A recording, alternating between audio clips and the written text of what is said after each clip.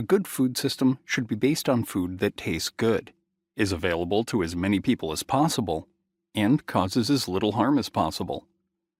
This simple fact was made abundantly clear to us one chilly March morning in Brooklyn, when we feasted on breakfast sandwiches from ATM, Jan's favorite deli near where he teaches at Pratt.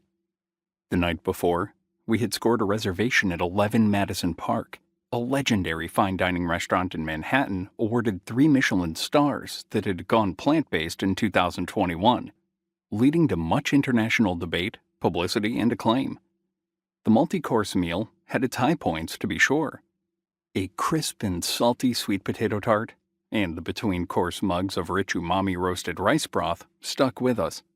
And the restaurant's veggies-only menu tugged at our political and environmental affections. We wanted to love our experience. What could be better for 2 professors who write about the many harms the food system does, including to animals, than dining at perhaps the world's most celebrated vegan restaurant? The menu was thoughtful, meticulously curated, Instagram-ready, dually expensive, and in its own way, environmentally and politically righteous. What it wasn't was particularly pleasurable. The dishes were cerebral odes to technique and restraint that, sadly, just didn't deliver. One memorably catastrophic dish featured a piece of steamed Chinese broccoli entwined in a lonely wan noodle. These listlessly rested in a puddle of murky soy sauce concoction that someone had dusted with shaved truffles. The one promising item on the plate, the noodle, was so miserly in its portioning that it felt downright hostile.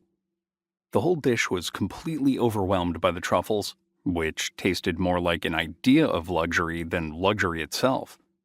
Most of the meal wasn't that bad, but the dish did illustrate the limits of foodie aesthetics and ideals in stark terms.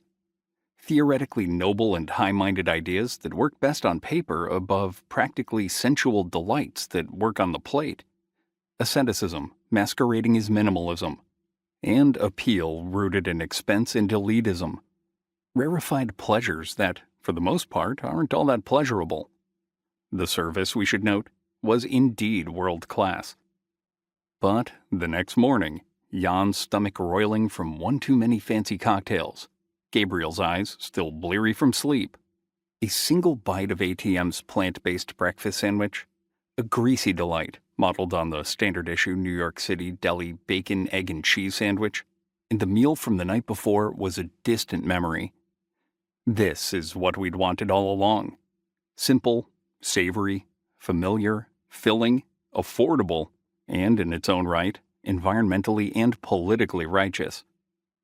Food is one of the most reliable and quotidian sources of pleasure, and as the variety of available food has multiplied, and its cost has plummeted over the past half-century, inflationary run-ups here and there notwithstanding, it is also now surely one of the most affordable and common pleasures.